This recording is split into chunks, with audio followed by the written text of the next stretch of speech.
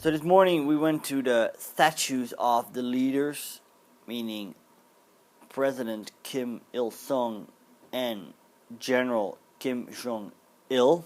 And this was a really official kind of moment. When we were in the bus, they explained to us how it worked. Kind of like in the mausoleum, we had to walk up, then we had to make a bow. We didn't have to make, no joking around and stuff like that. And especially making pictures of these statues, you had to make sure that the whole statue was in the picture, not only the head or the feet. So yeah, I respected that. Well, then they asked us who wanted to buy flowers.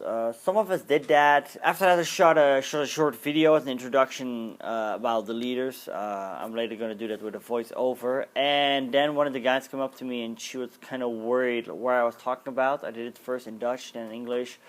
And basically I was just stating up some facts, and I asked the other guy if it was okay. He said yes, but I didn't inform her, and she said, well, if you want to shoot a video next time, make sure you ask me too. So after that we went to the library, and this was a really big communistic building. You see that a lot of these buildings are really Soviet style, really big, impressive, these large hallways. Yeah, it's incredible. And we walked around in the library, and it was really interesting because they showed us some stuff. They showed us study halls, but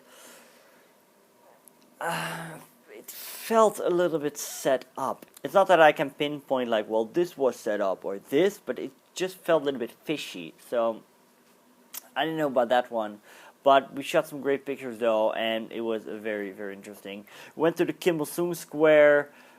Really nice square. I was from that point filming with my tripod, and I saw also our American tour guide, she wasn't really too happy to see me doing that.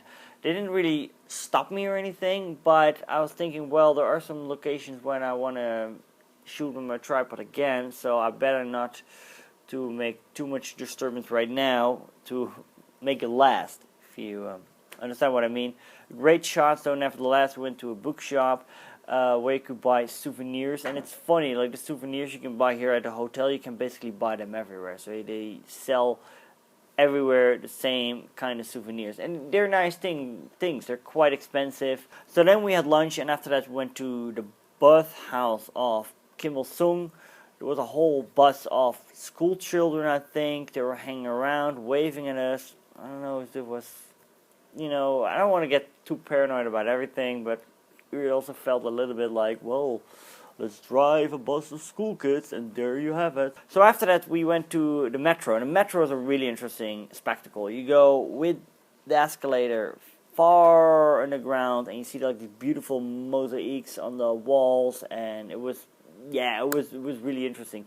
You see that the locals didn't join us in the carriage we were in.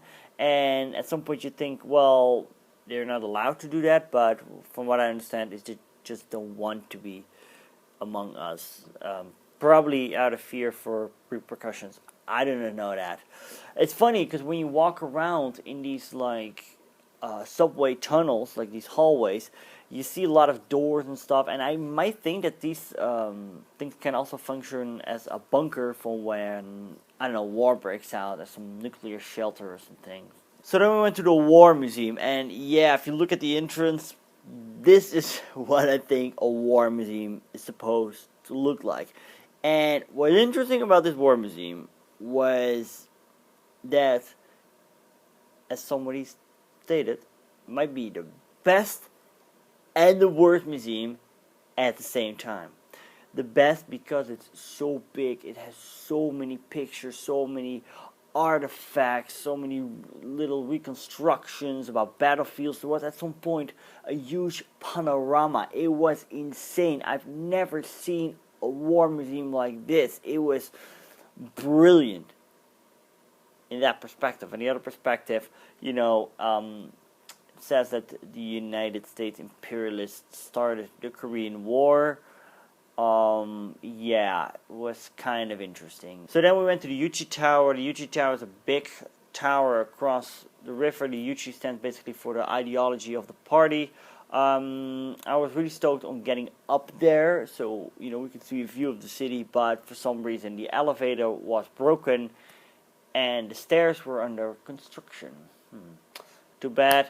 I wanted to shoot a video. I did. I shot a short video with the skyline of Pyongyang.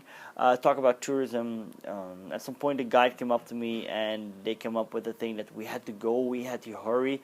Then we went to the party monument. It's once again big, impressive, static communist monuments.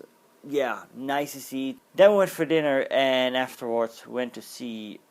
We had a screening of a North Korean movie, and I was pretty psyched about that because like, how much do you see a North Korean cinema? I've never seen a movie like that. So we went to the Pyongyang Cinema, and this was yet another a very big communist building, which is, and this is what struck me, it's so empty. We finally got to see some movie called Kill Dong. Afterwards I learned the movie is actually 30 years old. Okay, and yeah, how do I judge this movie? It was actually kind of a B movie that reminds me of these movies from back in the time. I was actually hoping we would be seeing a more recent Korean movie, but yeah. So to wrap it up, it was again a very, very, very interesting day. But this is like the day when I really feel a little bit of restraints, because like in the beginning you're really cautious with what you film or what you photograph, and at some point you're trying to explore the binaries, and then you find out like they're not happy with you doing stuff.